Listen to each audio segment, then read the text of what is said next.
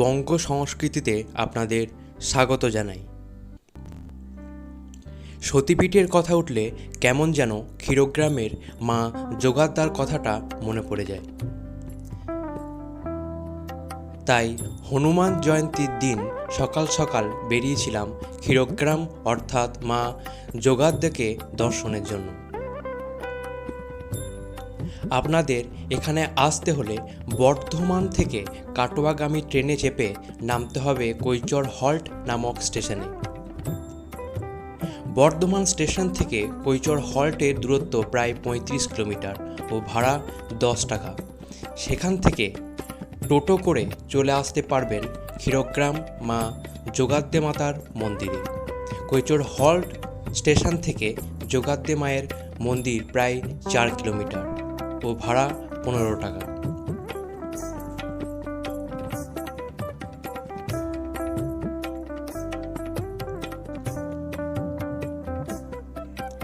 পুরাণে বর্ণিত আছে যে দক্ষ কন্যা সতীর দেহাংশ বিষ্ণুর সুদর্শন চক্র দ্বারা খণ্ডিত হয়ে যে যে স্থানে পতিত হয় সেই স্থানগুলিকে শক্তিপীঠ বা সতীপীঠ বলা হয়। তার মধ্যে অন্যতম একটি শক্তিপীঠ হল ক্ষীরগ্রাম মা যোগাদ্দে মাতার মন্দির।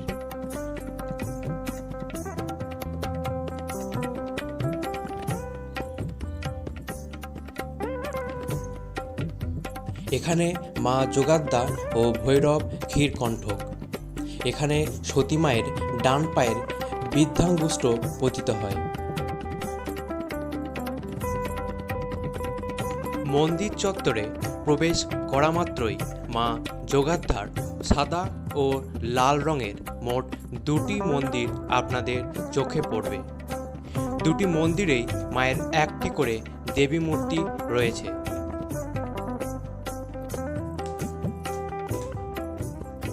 সাদা শ্বেতপাথরের তৈরি মন্দিরে মায়ের যে মূর্তি আছে সেটি নবীন ভাস্কর দ্বারা নির্মিত। ইনি দক্ষিণেশ্বরের মা ভবতারিণীর মূর্তিটিও তৈরি করেন। দেবী মূর্তিটি 3বার চুরি যাবার পর যোগাদ্দা মাতা উন্নয়ন কমিটি ভক্তদের সহযোগিতায় ক্ষীরদিঘির জলের মধ্যে শ্বেতপাথরের একটি অপরূপ সুন্দর মন্দির নির্মাণ করে মূর্তিটি ওই মন্দিরের মধ্যে শায়িত রাখা হয়। প্রতি বৎসর বৈশাখ সংক্রান্তিতে মহাপূজার দিন বহু দূর গ্রাম ও শহর থেকে আগত অগণিত ভক্তজন এক দিবারাত্রির জন্য ক্ষীরদিঘির জলতল হতে উত্তোলিতা অপরূপা প্রস্তরময়ী প্রতিমার দর্শন ও পুষ্পার্ঘ্য নিবেদন করে পরম তৃপ্তি লাভ করে ধন্য হন। দেবী প্রতিমার অপূর্ব দিব্যদ্যুতি ভক্তদের মুগ্ধ করে। পুনরায় 4ঠা জ্যৈষ্ঠ সন্ধ্যাকালে দেবীকে জলতল হতে উত্তোলন করা হয় সাধারণের দর্শনের জন্য এবং পূজা শেষে গভীর নিশীথে জলের মন্দির মধ্যে শায়িত রাখা হয়। এছাড়াও বছরের আরও 5 দিন দেবী মূর্তি জলের মন্দির হইতে বাহির হন পূজার জন্য, যথা অক্ষয় নবমী, বিজয়া দশমী, 15ই পৌষ, বসন্ত সপ্তমী ও বৈশাখ সংক্রান্তির 2 দিন পূর্বে।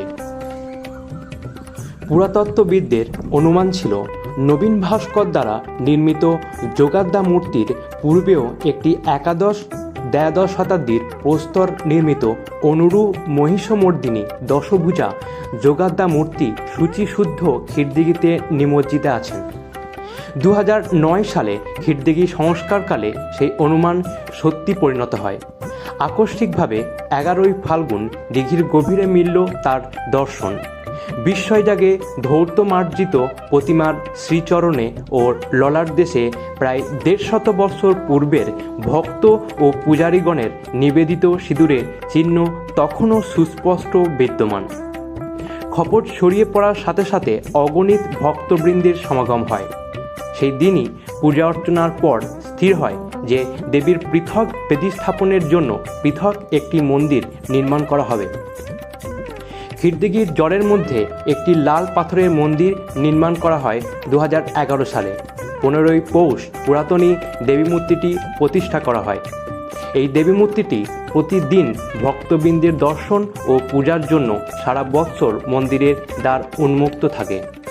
গবেষকগণ এই মূর্তিটি সেন যুগের অর্থাৎ একাদশ শতাব্দীর সময়কালের বলে নির্মিত বলিয়া মত পোষণ করিয়াছেন। এই মুহূর্তে আপনারা সেই দেবী মূর্তি দর্শন করছেন।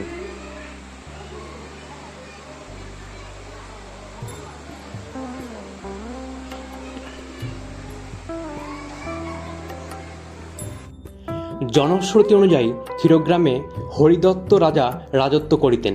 তখন যোগাদ্দামা দেবী ভদ্রকালী মূর্তিতে অধিষ্ঠিতা ছিলেন। কালক্রমে দেবীর নরবলি স্পৃহা বলবতী হইয়া উঠিল। তদানুসারে তিনি রাজা হরিদত্তকে স্বপ্নে প্রত্যাদেশ করিলেন যে প্রত্যহ এক একটি নরবলি না পাইলে তিনি রাজ্য ধ্বংস করিবেন। এইরূপে নরবলি আরম্ভ হইল। ক্ষীরগ্রামবাসীগণ ভয়ে চারিদিকে পলায়ন করিতে আরম্ভ করিলেন। বীরাচার পরায়ণ শক্তিভক্ত রাজা হরিদত্ত 7 দিনে 7 পুত্রের বলিদানে ভদ্রকালীর করাল নরশোণিত পিপাসার পরিতর্পণ করিলেন। পরে পুরোহিত পুত্রের নরবলির পালা আসিল। পূজক ব্রাহ্মণ রাত্রিতে সব পরিবারে পলায়ন করিতে আরম্ভ করিলেন। ভদ্রকালী ব্রাহ্মণ কন্যার বেশে পুরোহিতকে অভয় প্রদান করিয়া কহিলেন, ব্রাহ্মণ, তুমি নিজ গৃহে ফিরিয়া যাও। আমি অদ্য রাত্রিতে রাজাকে প্রত্যাদেশ করিব যে কাল হইতে নরবলি রহিত হইবে। প্রভাতে রাজা ভদ্রকালীর প্রত্যাদেশের কথা সর্বত্র ঘোষণা করিলেন। তবে থেকে নরবলি রহিত হইল এবং দেবীর আদেশক্রমে ভদ্রকালীর মূর্তির পরিবর্তে পৌরাণিক ধ্যানের অনুযায়ী দশভুজা মূর্তির প্রতিষ্ঠা হল।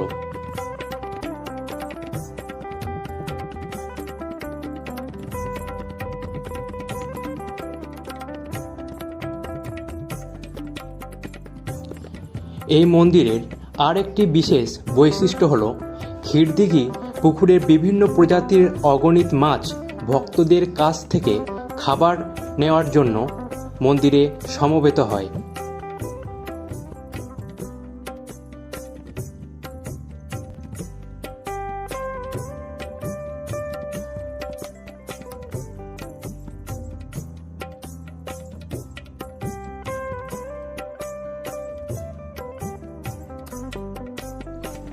ক্ষীরদিঘির পাড়ে চারপাশে একটি সুন্দর ফল ও ফুলের বাগান তৈরি করা হয়েছে।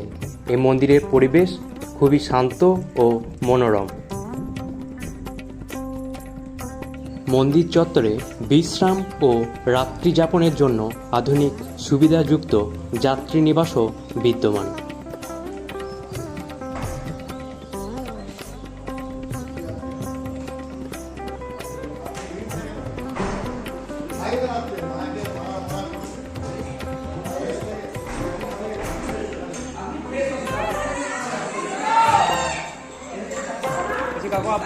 আপনি একটা আসুন, যা যাবে এদিকে সোজা যা যাবে।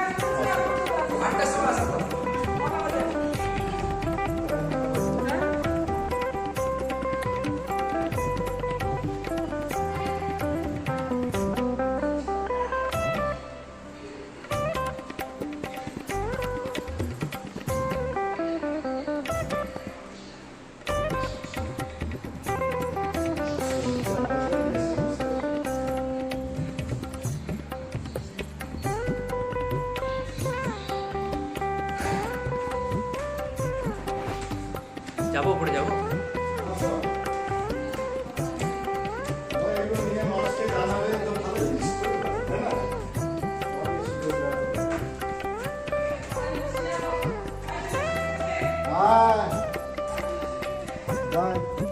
ভিউটা আরো ভালো।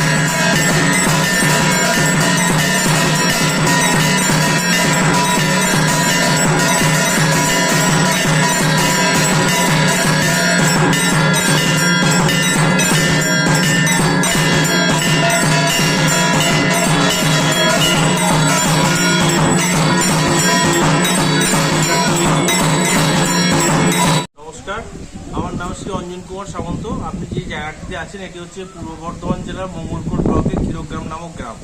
পূর্ব বর্ধমান জেলায় যে 4টি সতীপীঠ আছে তার মধ্যে ক্ষীরগ্রাম একটি। তা সতীপীঠের ব্যাপারটা হচ্ছে দক্ষ যজ্ঞের সময় মা সতীর যে 51টা খণ্ড নারায়ণের সুদর্শন চক্রের দ্বারা এই পৃথিবীতে পড়ে, সেই 51টি জায়গায় সতীপীঠ নামে পরিচিত। তা আপনার বাঁ পাশে যে পুকুরটি রয়েছে ক্ষীরদিঘি, এই পুকুরের দক্ষিণ ভাগেই মায়ের ডান পায়ে বুড়ো আঙুল পড়েছিল, সেই জন্য এটি 51টি পীঠের মধ্যে একটি। এটি সত্যযুগের ঘটনা। আর বাকি অন্যান্য সতীপীঠের সঙ্গে ক্ষীরগ্রামের এক বিশেষত্ব হলো ক্ষীরগ্রাম সতীপীঠের সাথে সাথে এখানে আর একটা ঘটনাও ঘটেছিল, যেটা তেতায় যখন রাম আর রাবণের যুদ্ধ হয় তখন পাতালে যে মহিরাবণ ছিল উনি রাম আর লক্ষ্মণকে কিডন্যাপ করে নিয়ে যান বা বন্দি করেন পাতালে হত্যা করার জন্য। তখন হনুমানজি যোগ বলে দেখেন যে তার পুত্র এরকম পাতালে বন্দি আছে, উনি পাতালে যান এবং মহিরাবণের এবং তার পুত্র ঐরাবণের বংশ ধ্বংস করেন। এবং রাম লক্ষ্মণকে যখন রেস্কিউ করছেন তখন মহিরাবণ যে দেবীর পুজো করতো ভদ্রকালী, উনি তখন হনুমানকে বলেন কি তুই তো আমার ভক্তকে হত্যা করে দিবি পাতালে, তা আমি তো পাতালে এখন পুজো পাবো না, নরবলিও পাবো না, তা আমাকে ভূপৃষ্ঠে এমন এক জায়গায় প্রতিষ্ঠা কর যেখানে এই 12 মাস নরবলি দিয়ে পুজো পাবো। তখন হনুমান মাকে বলেন যে এত বড় পৃথিবী তোমার কোথায় প্রতিষ্ঠা করবো, তুমি আমাকে রাস্তা দেখাও, বলে তুই আমাকে পৃথিবীর কেন্দ্রে একদম বের করো। তাই হচ্ছে ক্ষীরগ্রাম পৃথিবীর কেন্দ্র বা মধ্যস্থল। এইখানে মহিরাবণ আরাধ্য দেবী ভদ্রকালীকে মাথায় করে এবং দু কাঁধে রাম আর লক্ষ্মণকে নিয়ে হনুমান এই গ্রামে প্রথম বের হয়। এবং এই যে যোগাদ্দা দেখছেন ইনি মহিরাবণের আরাধ্য দেবী। আগে ইনি চতুর্ভুজা ভদ্রকালী রূপে ছিলেন, পরে মায়ের নির্দেশে এখানে নরবলি বন্ধ হয় এবং মা দশভুজা মহিষাসুর মূর্তির রূপ নেয়। তা 12 মাস এখানে 365 দিনই এই যেখানটা আছে এখানে ভোগের ব্যবস্থা আছে। তাছাড়া 10টা থেকে মোটামুটি 1টা পর্যন্ত যে কোনো ভক্ত এসে মায়ের পুজো দিতে পারে। এখানে থাকার জন্য অতিথি নিবাস আছে। আর এখানকার ভৈরবের নাম হচ্ছে ক্ষীরেশ্বর, ওনার নাম অনুসারে এই গ্রামের নাম হয় ক্ষীরগ্রাম, এটাই মনে করা হয়। আর আমাদের এখানে যোগাযোগের নাম্বার আছে, এখানে মায়ের নিজস্ব ওয়েবসাইট আছে www.jogadama.com, YouTube channel, phone number আছে, ডিসক্রিপশনে পালে দিয়ে দেবেন। আচ্ছা, ধন্যবাদ।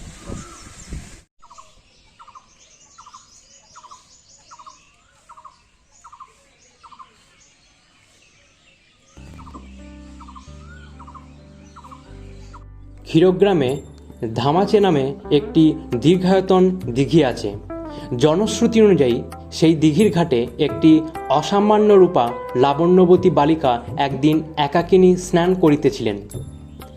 ঘাটে জনবানবের সমাগম নাই। এমন সময় ভানুদত্ত নামে জনৈক শঙ্খ বণিক শঙ্খ বিক্রয়ের জন্য ক্ষীরগ্রামে গমন করিতেছিলেন। স্নান নিরতা বালিকা বণিককে ডাকিয়া কহিলেন, আমাকে শাখা পড়াইয়া দাও, আমি যোগাদ্দার পূজক ব্রাহ্মণের কন্যা, আমার নাম ভগবতী। শাখা পড়াইয়া আমাদের বাড়ি গিয়া গম্ভীরের কোলঙ্গিতে 5 টঙ্কা আছে, শাখা দিয়া লবে গিয়া জনকের কাছে। শাখারি নিঃশঙ্ক মনে শঙ্কেশ্বরীকে শাখা পড়াইয়া গ্রামে গিয়া পূজারী ব্রাহ্মণকে বলিলেন, ঠাকুর তোমার কন্যা ধামাচের ঘাটে আমার নিকট শাখা পড়িয়া গম্ভীরের কোলঙ্গিতে 5টা টাকা আছে, তাহা আমাকে লইতে বলিলেন। ব্রাহ্মণ অবাক, এ কি, আমার তো কন্যা সন্তান নেই, তবে কে শাখা পড়িল? তাহার পর টাকার জন্য কোলঙ্গি সন্ধানে গিয়া দেখিলেন সত্যিই 5টি টাকা রইয়াছে। তখন ব্রাহ্মণের চৈতন্য হইল। ক্ষণিক চিন্তা করিয়া বণিককে কহিলেন, ভাই, যে কন্যাকে শাখা পড়িয়াছিস তিনি কন্যারূপিণী যোগমায়া যোগাদ্দা। সেই থেকে সেই বণিকের বংশধর যোগাদ্দা পূজায় বিনামূল্যে শঙ্খ প্রদান করিয়া আসিতেছে। আমরা এই মুহূর্তে সেই ধামাচে ঘাটে উপস্থিত হইয়াছি। আপনারা দর্শন করুন সেই ধামাচে ঘাট। যোগাদ্দা মাতার মন্দির থেকে পশ্চিমে 10 মিনিটের হাঁটা পথ এই ধামাচে পাড়।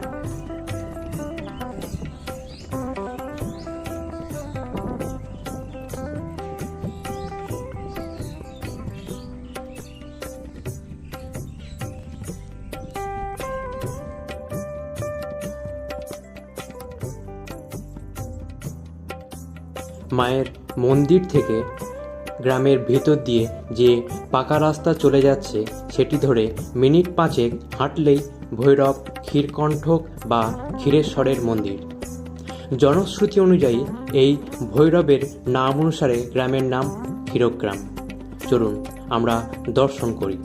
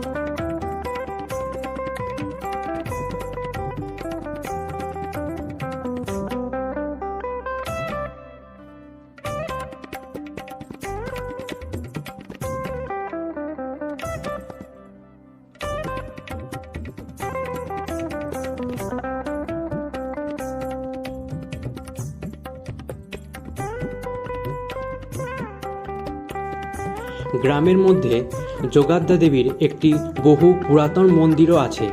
ইহাকে মায়ের বাড়িও বলা হয়। মূল মন্দিরটি একাদশ শতাব্দীতে তৈরি হয়েছে। বরেন্দ্র রিসার্চ মিউজিয়ামের কিউরেটর মন্দিরের ইট নিয়ে গবেষণা করে রিপোর্ট দেন যে মূল মন্দিরটি একাদশ শতাব্দীতে নির্মিত এবং গম্বুজটি তৈরি হয় মহারাজা কীর্তিচাঁদের আমলে। 1722 খ্রিস্টাব্দে বর্ধমানের রাজা কীর্তিচাঁদ রায় প্রায় 8 বিঘা জমির ওপর গ্রামের মূল ভূভাগ থেকে 5 ফুট উচ্চতায় মন্দিরটি নির্মাণ করেন। মন্দিরের মূল প্রবেশপথটি জোড়া বাংলা ও পশ্চিমভাগের পথ দোচালা বা এক বাংলা রীতিতে নির্মিত। মন্দিরের গর্ভগৃহ রত্নপথ যুক্ত এক রত্ন মন্দির। 3টি স্তরে বিন্যস্ত। মন্দির লাগোয়া বিশাল জগমোহনের ছাদ গম্বুজাকৃতি স্থাপত্য বিশিষ্ট। সম্মুখভাগে 8টি স্তম্ভপরি সমতল ছাদ বিশিষ্ট নাট মন্দির ও গর্ভগৃহের পেছনে শ্যামরায়ের দালান ও ভোগঘর।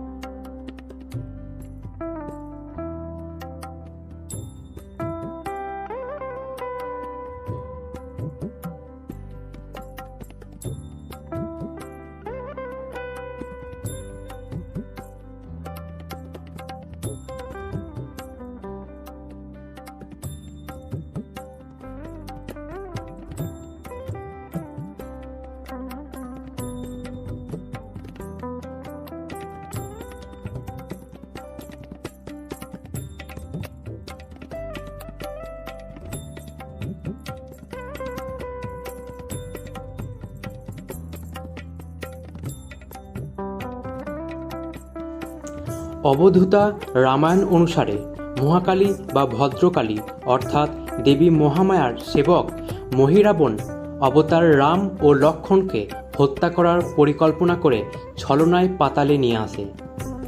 মহাকালীর সামনে বলিদান দেওয়ার সময় মহিরাবণকেই বধ করে লক্ষ্মণ। পরে দেবী মহামায়া সহ সেবক হনুমান রাম ও লক্ষ্মণকে উদ্ধার করে 3 দিন ধরে লাগাতার পাতাল পথে এই ক্ষীরগ্রামে ওঠে। অবতার রাম ও লক্ষ্মণ রাঢ় অঞ্চলে থাকতে পারেননি, কিন্তু দেবী মহামায়া বা মহাকালী বা ভদ্রকালী যোগাদ্দা হয়ে রাঢ়বঙ্গে অন্তর্য শ্রেণীর হাতে পূজিত হতে শুরু করেন। পাতাল পথে সেই সুড়ঙ্গ আজও বিদ্যমান। গর্ভগৃহের মূল বেদির নিচে সেই সুড়ঙ্গ আজও দেখা যায়।